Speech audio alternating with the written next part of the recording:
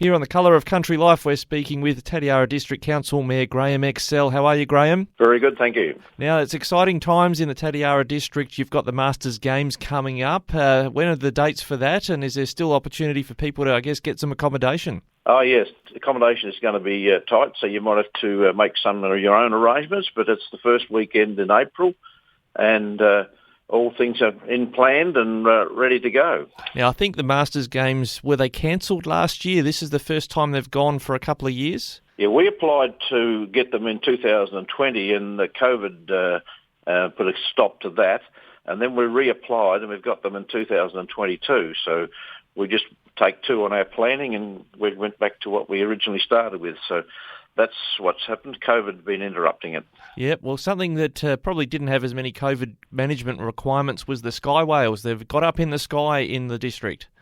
Yes, that was spectacular.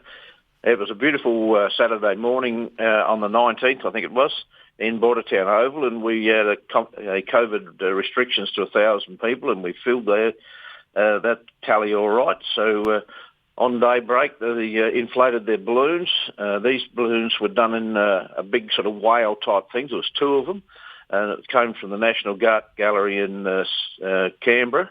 Didn't cost us anything, and they put them up in the air, and they're huge balloons, about 7 stories high. Yeah. Took them off Bordertown Oval, just cleared the light tower on one of the light towers and landed out at the airport. And that's the direction the wind was taking them, but that was... you don't see that in the country very often. It was spectacular. Yeah, and that's a regular occurrence? I think you've had them a couple of times? No, that's the first time. And this is the first time they've been in South Australia and the only town in South Australia that they were coming to. All right, are you looking to get them back again next year, or you sort of see what else might be around the place? Well, we're our art director, Naomi Fallon. She works with the Art Gallery in Canberra, National Gallery, and that sort of thing. And that contact was how we got Sky Whales to come here. And you never know what the National Art Gallery might pop up with. So we'll take whatever comes.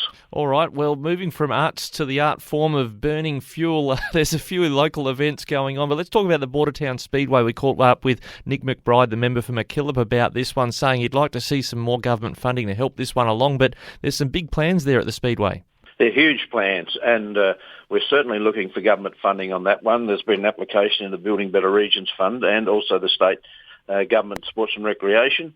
But, they need those funds to complete their project. They're looking at building a speedway designed on a most successful speedway in America with sort of overlaying the plans for that. So that's how they're designing it. And if they get that going, being probably one of the best speedways in Australia. So they need government funding, and we're looking for the politicians to look on us very favourable. Yeah, well, I guess along the highway you'd have the Tailem Bend Motorsport Park, and then you've got the Speedway one down there at Bordertown. Some good opportunities for the petrolheads. Yeah, I think they can do a circuit because I think there's Murray Bridge in Bordertown and Mount Gambier and Warrnambool. So even the internationals could join in with that circuit and be very, very good, I think. Now, people don't think of Keith as somewhere where you get some boating action, but there is an event happening locally which is a bit scaled down, but still an opportunity for those that like to see the boats going around a circuit. Yeah, this is a spectacular event. Keith have initiated this. Somebody decided they could build a jet boat track, and some said they can't do it, and they said, yes, we can. And that's Keith. They're very, very progressive. And it was in conjunction with their diesel and dirt, and that's tractor pull and all that sort of thing, lawnmower racing and header demolition and all that sort of thing. But they're scaling it down this year because things haven't worked out quite to plan due to COVID and a few of those sort of things. So they're only having the jet boat racing, which is still very spectacular. And if you've ever seen them, or actually you can't see anything that's water level. It's virtually like a drain made around in a pattern that they've got to follow. And they're really spectacular to watch. They spray water for metres and, even turnover and a few of those sort of things. So come along. Just speaking about matters, Keith, we spoke with the Labor candidate, Mark Brace, with regard to the Limestone Coast Health Policy with a funding commitment for the Keith and District Hospital. Liberal Party hasn't necessarily made a similar commitment so far as I know. What's the council looking for the local hospital? We're looking for the health centre to be in Keith Hospital to meet the needs of the Keith District. And Keith District was a private hospital which was always struggling. They did a fantastic job keeping it going, but it's actually the Limestone Coast Health Network are now looking at it and proposing a different model, which is not quite what it was. It's going to be urgent care between 9 and 7, Monday to Friday. In anything after that in way of emergency or urgent care is going to have to go by ambulance to Bordertown, Adelaide or Mount Gambier or Narracourt. There's going to be a paramedic stationed in Keith to facilitate all those things to happen. So that is somewhere on the way to giving them 24/7 cover, because they can only seem to get one doctor in Keith, and you can't be on 24/7 on call. So that's a paramedic is going to try and fill that gap.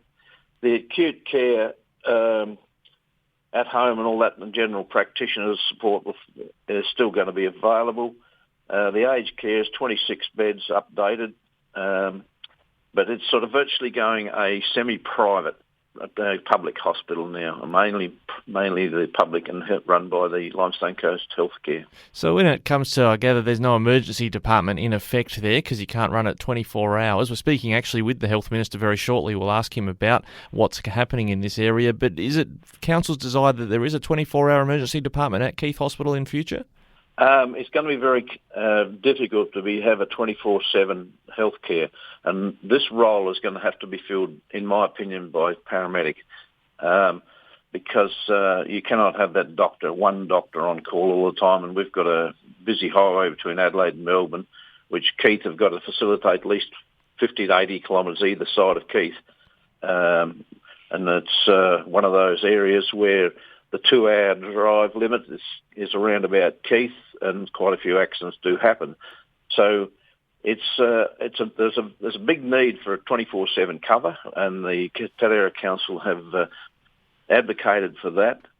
So it's not quite covering what we want to do, but it's getting there some way. So is it maybe a solution there to get another doctor, to get some funding support so we can have another doctor based at Keith? There's just not enough population for another doctor, is the problem.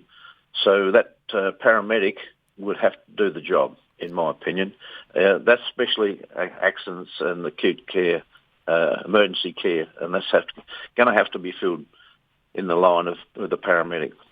All right. Well, as I say, we'll chase it up with the Health Minister and other parties about funding commitments for the Keith Hospital. So I gather that Limestone Coast Health Plan from the government point of view includes a funding commitment for the hospital for, I think Labor's committing to maybe, I think it's $9 million over 7 years if they're elected. Yeah, there's something like that. The Limestone Coast Healthcare is committing public money to a public hospital facility at Keith, and that's where it amounts to. What that figure is, they won't tell us, I don't think, but that's what they're proposing, and that's what they've gone out to community for the feedback.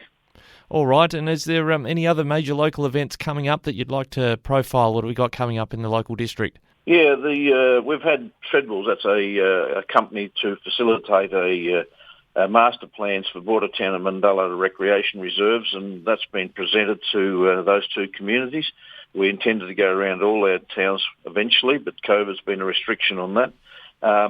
But that is to consolidate and maximise all our sporting facilities in the district. The Masters Games we've talked about. The other thing is the Mandala show was on this last weekend just gone, so that's worked very well. We had something like over 400 horse entries in the show jumping. We had 60 horse entries, which was a record in the Stockman's Challenge, and it all went very well. Yeah, that's good to hear. And we did give a bit of a plug for the Mandala show as in the build-up to that. Just finally, with regard to local sport, how are the local footy seasons shaping up for this coming year after a pretty interrupted couple of years with local sport? Yeah, it's been interrupted. As you say, local sport, the ladies' football is being played at the moment, and I think Mandala's on top of the ladder there. And I think the football club, the men are looking to start their trial games probably next weekend. All right, lots of excitement in the community as hopefully, fingers crossed, we emerge from a pandemic, and health an important topic we've covered there as well. Mayor Graham Excell, thanks for joining us on Flow. Very generous with your time today.